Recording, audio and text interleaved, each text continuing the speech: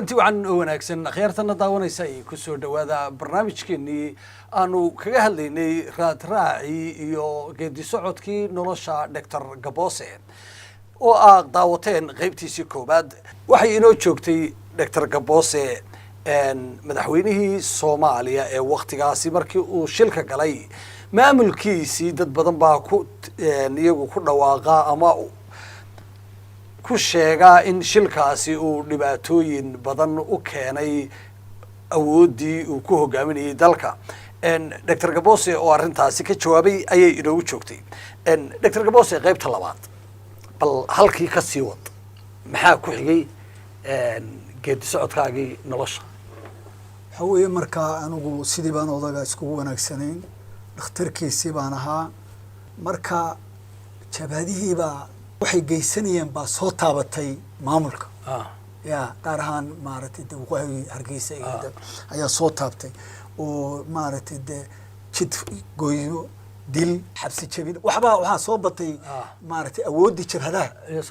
soo batay tanoo siin aqoonsaysa hawtan ku sheegay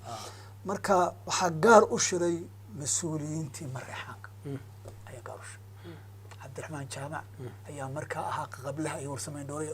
ugu maaragtay ugu weyn ahaa beesha waxay la yimaadeen iyagu markaa waxay tuhmayaan Morgan iyo dadka waqooyi jooga waxay ka uriyeen jabadii Cabdullaahi Yuusuf iyo layn kale waxay u qaateen in isaaqa la sii dharbaaxayo si Maxamed Siyaad maaragtay loogu kaco ayay u arkeen arinta marka waxaan inay yihiin wax kas loo wado oo maamulkooda lagu duminayo ayay arkeen marka waxay soo dhigeen fakar oranaya inaan maaragtay odaga iyo isaaq la dhexgelin aan la dhexgelin arinta xal laga dhex doono magaciisa marka odagiiba u tageen waxay dhaheen nooda arinta annaka ta xalinayna nooda Ramadaan bay ahayd guriga Cabdiraxmaan Jaamac waxa lagu casumay wax allaale wixii wasiir ku xigeen iyo golayaal haduu yahay inta tagaan kii magac loo dham oo joogay waqtiga ayaa lagu casumay fakarkoodii ayay soo bandhigeen in maaragtay fakarkoodu marka wuxuu ka duulaya in odaga laga dhaadhiciyo in dadka kale oo dhanba laga soo qaado oo meesha dadkii u dhashay haduu barasaab yahay haduu xilalka yahay fakar noocaas waxay ka duulayaan in bal markaan iyaga loo dhiibo dalkii maamul goboleed oo kale ka dhigaan maaragtay oo iyagu gacantooda xukumaan oo kale macnaheedu bas fakarkii markii la dhameeyay waxaa la iska magacaabay 7 qof baan ahayn baa laga magacaabay guddi anigu dhalinyarana ahaa marka waxaa laga dhigay xogeeyay marka 7 qof yaad ka garanaysaa Jaamac Gaas Macaawiye Axmed Maxamed Faarax Ismaan Jaamac Ismaaciil Xasan Ismaaciil annada yaraannimada waxa la siiyay maartay xogeeyay rabano odagii baan loo tagay iyakiina way nala socdaan Cabdiraxmaan Jaamac iyo rag way nala socdaan odagii fakarkii aad buu ula dhacay fakarkii aad buu ula dhacay in meesha la soo sifay oo la is aamino asana hawsheedii wadata in ay yari doonto in kalmaba oginba laakiin waxa xamar ka socdo baan uu rabaa inaan ku sheego marka odagii waxa la yiri isagana marka uu ogol yahay talada wuxuu yiri waan ogol aan waqti qabsana baa la yiri aan ku tagno oo adigu aad u tagtid ummadii dhex tagtid oo aad si toos ah waxay tabanayaan ogaatid oo xalkiisa ku soo dhamaysid waxa gawaari la soo saaray wax allaale inta nin taqaan magacu doona hayeshay oo reerka ka soo jeeday baa gawaari la saaray gawaari bay ku baxeen wayno Hargeysa ballan isaga waxa laga casumay Djibouti marka wuxuu yiri 2 cashan Djibouti maraya waxaan ka soo galayaa dhulka ka soo galaya Xasan Guuleed Bacsun wax allaale wax loo casumay iyo wax la ka dhacaya anagu ma noogin marka waxa la socda dhankayaga aniga iyo Axmed Maxamed Faarax oo madaxweyne ku xigeenka dalka ah iyo Cawke ayaa la socda dadkii kale oo isagu watay mooyaan gurigan ba Xasan Guuleed nagu dajiyay waan seexanay qadadii markii la gaaray bacda العصر ayuu noo yeeray saddexdeedii wuxuu yidhi anigu waxaan aadayaa shir ayaan aadayaa muxuu ahaa dee waxaa wada dagaalkan oo dhibtiisa wada mar haddaan nabadii wadno tujaarta isaaq ee jabuuti joogta ayaa waxaan lacagta ku bixisa waxaan iyakaa hurinaya idinku aada halkaa qolada u taga idin madal hufi waana cilaan oo kaga tegi doona marka anigoo kaliya laga tago laakiin de madaxweyne ku-xigeen dhan ya in laga tago halkaas waxaad ka garanaysaa kalsooni xumida meesha qaranku macnaha qaranka kalsooni xumida taalay halkii baa nolol kaga dhaqan annagu waa iska seexanay casarkii baan u tagnay odayaal fara badan oo maaragtay dee raggii magaalada ganacsatada ugu waaweynaa dheere raggii oo dhan ayaanu tagnay ninkii ciddii lala lahaa ballanta mingiste idinku fariin baa laydin faro odayaasha baa laydin dira waana odayaasha maxaa ku tidhaahdeen odayaashii dee annagu already waa qalbi jabsannahay waayo dee dawlad baan ka tirsanay qaran baan yaan masalayna madaxweyne ku-xigeen baan nala socdaa ayaa nala socdaa imankana reerkiina waa laydin dira haddana reer baa laynaga baxa baa layidhi minista waxaan ku wada hadlayno marka yarahe already rag maarata dhaawacan baan nahay xagga moralka dhaawacan odayaashii markaan u tagnay dee odaygan weyn nala socda cid walba dee way yeelaysayeen dee maaragtay markaa odayaashii baa meesha soo fadhiistay odayaashu buug bay noo fureen buuggu wuxuu ahaa sida dadkii loo galo dhibta ummaddii la mariyo marka ninkaani hadduu run sheegayo dee waxaasoo dhibaa meesha yaalle waxaasoo dhibaa waxa ka qabto marka picturekaan haysanay mid ka weyn ayayna siiyeen xaqaa'iqa meesha ka yaalla dhibaatada meesha taalla waxa meesha ka yaal sheekadii waa lasoo xiray subaxdiina gawaari baa nala siiyey isaguna hogaaminayo waxaan ka soo baxnay loo icado waxaad igu noqotaa doctore imaka idinku odayaasha baa u tagteen isna waxaad tidhi mingistu iyo xasan guuledi bal haddaba halkaa laftooda maxaa war ka xuuraanteen ama ka hesheen waxay soo dhex maray wixii isdhex maray gadaal baan ka ogaan doonaa haddaan hadda kuu soo hormariyo waxaa hadalku wuxuu ahaa xasan guuleedna allahu naxariistay ku dhexdhexaadinayay mingista oo leh jabhadihii wayga itaal runaaday inay i burburiyaan beena qarka aanu taagana adigana way kaa xoog bateen inay ku burburiyaan baad qarka u saaranta ma isdaba qabanaayo ma iscaaminaayo labadii jabhadood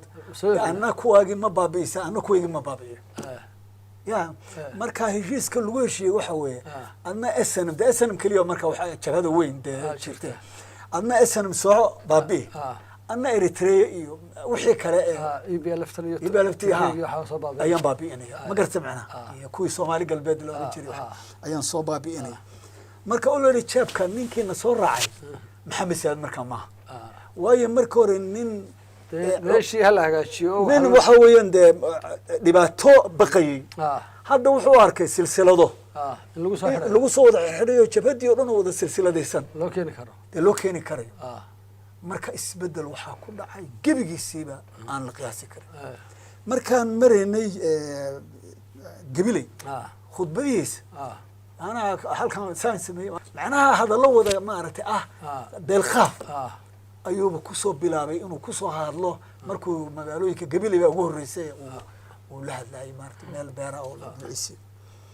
nin isku kalsoon oo aan ninkii ahaa arrintaan dhamayno waxaa doontaa innagaan gacan sarreynay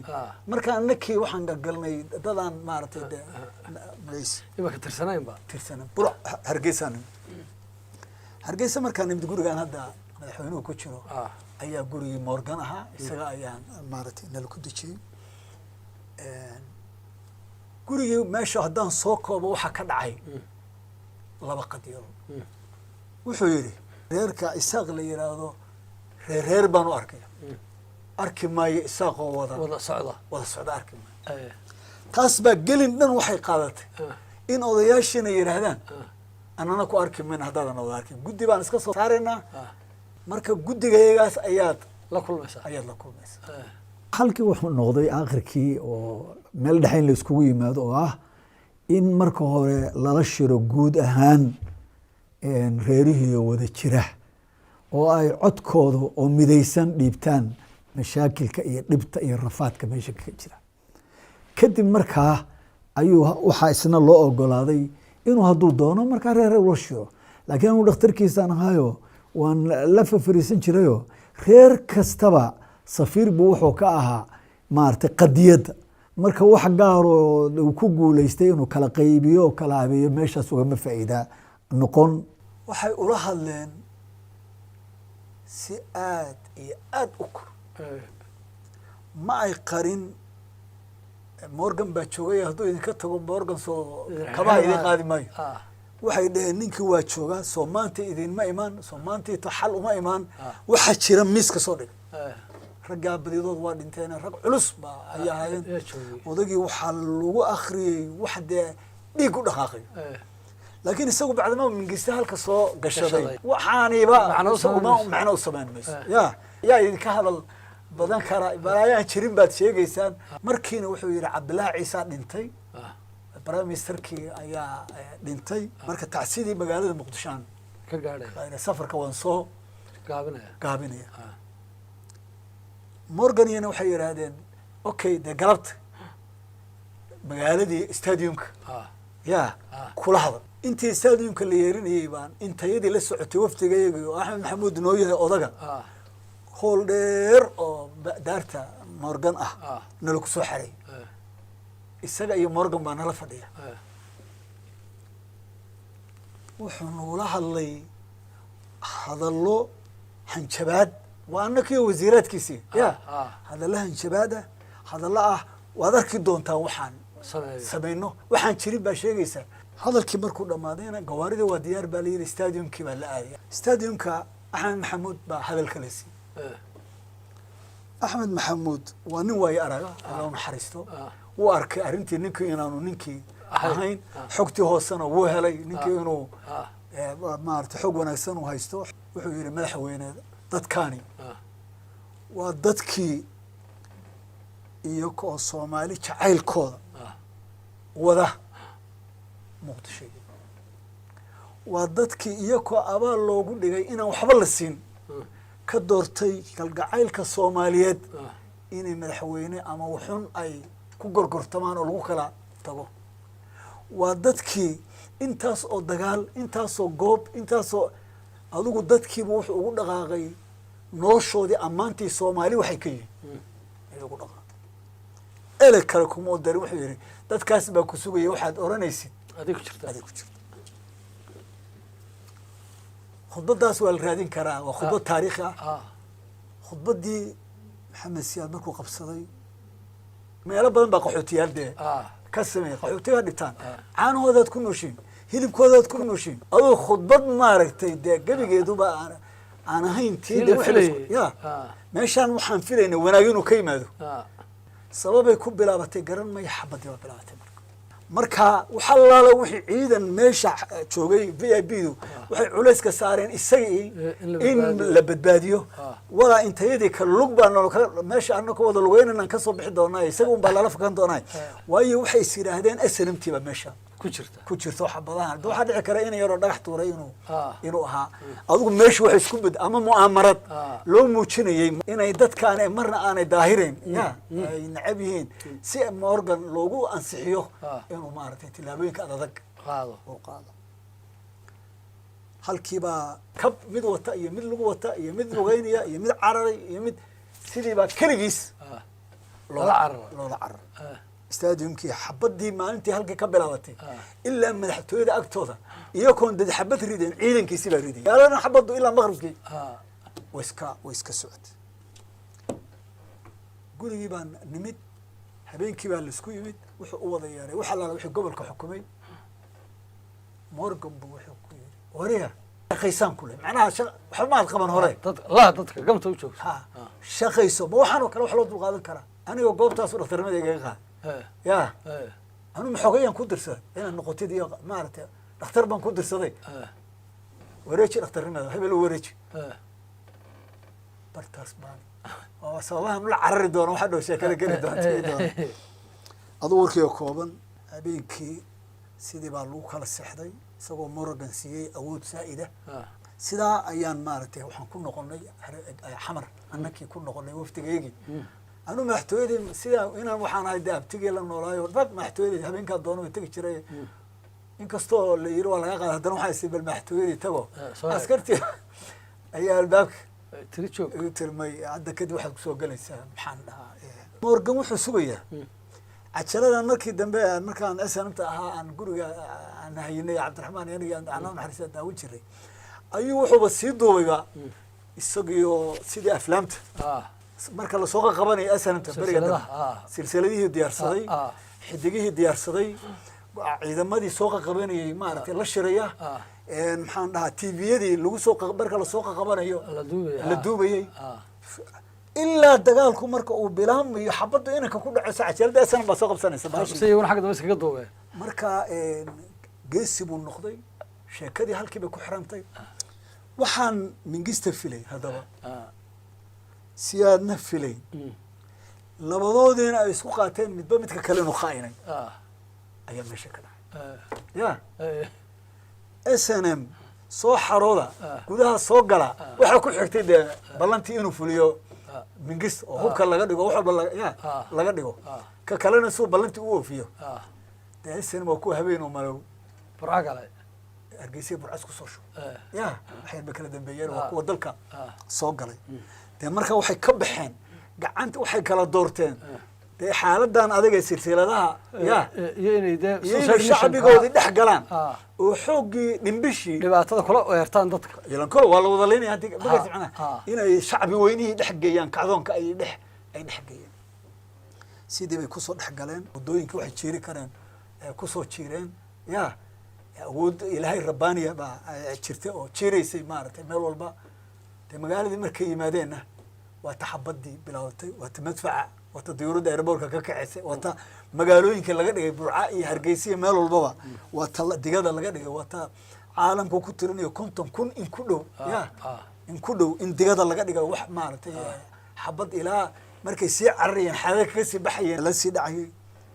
halkaas sawirka marka waxa ku baabay rajo Soomaaliyeed waayo dadkaan waa dadkaan ku sheegay Axmed Xamed Faarax oo ka sheekeynay ya oo maaragtay uu lahaa waa dadkii noocaha waxa lagu leeynayaa waa hubkoodii waxa lagu leeynayaa waa diyuuradda airport ka soo baxaysay waxa lagu leeynayaa waa ashurtoodii marka waxa burburay qalbigii walaaltinimada ayaa meeshaas waxa ka soo gaaray dhaawac aan la qiyaasi karin oo aan loo reebeyn guri iyo dhul iyo wax taagan hanti iyo maadiyo boolba iyo nololba aan loo maartay loo reebeyn waxa mudan in halka laga xuso dagaalka iyo kuwii ka dambeeyay dhammaan intii halgan ku socday in dagaalkaasi aanu ahayn mid u dhaxeeyay koonfur Soomaaliya iyo waqooyi Soomaaliya inaanu ahayn mid qabaa'ilo u dhaxeeyay dagaalkan wuxuu ahaa mid u dhaxeeyay awoodii qaranka oo lagu takrifalay oo regime maaragtay uu adeegsanayay oo shacbi kamida shucuubta dadkiisa loo isticmaalay awoodda noocaas marka maxaa regime loola jeedaa regime waxaa loola jeedaa ma aha cid isku reera ee waxa weeye maamulka cidda ka tirsan oo dhan ayaa loola jeedaa oo qaar noqon karaan geeska gees dalkii la isku oran jiray maarta Soomaaliya mid dayuuradda wada mid tangiga wada mid xabadda ridaya mid xabsiga dhigaya mid marka waa regime Maxamed Siyaad wuxuu ahaa hogaamiyihii maaragtay sumadda koowaad lahaa laakiin arrintu waxay dhex maraysay awoodii qaranka canshuurtii dalka hubkii dalka maaragtay loogu talagalay cadowga shisheeyaha in maaragtay ayaa lagula soo noqday maaragtay shacbigii taasoo nasiib daraa mudanna in laga barto taariikhaha dambe ee ummadda dee naftaydiiba waxaan go'aansaday marka inaan naftayda kala cararo marka wasiirnimadeydii xambaarsan ya inaan ka tago dalka dee wadda wasiir tahayna fasax dawladda aad ka heshid mooyaane ma bixi kartid si kale aad ku bixi kartaa ma jirto maaragtay waa dee wasiir baad haddaad gaari qaadatid dad hoose waxyaalo aan surwad gaari waa la soo qaban karaa gidaar walba waa kugu soo yaraanay meesha istara u baxsaba waxaa sooranaysaa ciidan baa ku soo qabanaya ilaahay mahada ka gaartee isagiioo wafti baxay ayaa munasaro wasiirka caafimaadka ah ayaa isagoo waraaq ay ku taallo dalxiiska iyo aidiska xanuunka aidiska beriga la xayeysiinayo ayaa talyaaniga lagu qabanaya isagaana laga soo casubay de isagu wuxuu is yidhi dhaktar Gaboosa dhakhtara isagaa preventionka iyo qaybta joogay isagaa joogay marka hore isagaa dalxiiska jooga marka waxay ka hadlaysaa saamaynta isku leeyihiin dalxiiska iyo aidiska isku leeyihiin bay ka hadlaysaa samatar baa joogay waraaqdii iyo tigidkii iyo wixii oo dhanba anna waan baqayaa dee isagoo meel marin buu soo dhameeyey sidii baan talyaaniga shirkii kaga qayb galay sidii baan maaragtay aan ku tegay ingiriiska shaksi bini aadama macal munasarka ha ahaado oo arrintayda la socdayna waxaa jira allaha u naxariistee xaaji basbaas oo aan aad iyo aad iskugu wanaagsanayn oo xamar deganaa oo caruur yaryar markaas haystay xaaji basbaas markaa arrintii uu sheegay wuxuu waraaq buu qoray telefoon dadbanna wuu sameeyey cabdiraxmaan tuur oo qaba dee inantiisa qaba kinsi boqorada ayuu la hadlay maaragtay in la ii diyaariyo dee qolkaygii iyo waxaygii ya shaksi bini aadama walaalkii markaan ka reebo kale odagaa keliya ayaa arrinteeda la socday waayo odayga inaan u sheega xataa laftigeeda cabsi igu ahayd ya ilaahay baa igu ilhaamiyey sidaas baan maaragtay London ku tegey cabdiraxmaan iyo isugaya guriga cabdiraxmaan la geeyey qol baa diyaar loo ahaa laakiin caruurtaydii iyo xaaskaygii iyo halkii baan kaga imid xamar keligay baan ahayo dee waan baqay haddaan waxaan wada kacaysto in lagu ogaado sidii baan kaga soo baxay sidii baan guriga cabdiraxmaan dhowr bilood la joogay kinsi abaal baran baan u hayaa cabdiraxmaan lahu naxariisto ayaan u ahaa maaragtay walaalkood la nool jikada noogu jirtay labadeeda sidaasna waxaa ii fududeeyey SNMT-na inaan si dhaqsa uga mid noqdo waayo cabdiraxmaan wuxuu ahaa xogeyaha arrimaha dibadda SNMT ma garatay marka markii gurigiisa lagu shariyo iyo markii lagu shariyaba waxaan noqday toos baan markiiba waxaan u noqday qof ka mid ah jabhadii waxaa marka igu daraa markii aan maalintii la soo qaaday habeenkii saxday subaxdii waxaa la geeyey xafiiska weyn ay ku leedahay maaragtay wajabad ay ku lahayd SNMT arrimaha dibadda uu cabdiraxmaan baaba xukumay marra kontomeeye aan ka yarayn ayaa iskugu yimid ninkan maxamed siyaad ka yimid dhakhtarkiisa ahaa ya marka su-aalaha iyo waxbaa de maaragtay laga doodooday maxaa haysaa iyo maxaa warhaysaa iyo waxaa iska sheekaysanay markaan BBC tagay wariyo culusna wuu helay marka wuxuu hordhigay caafimaadka odag sidaad hadeertaan adigu aad soo hordhigtay oo kale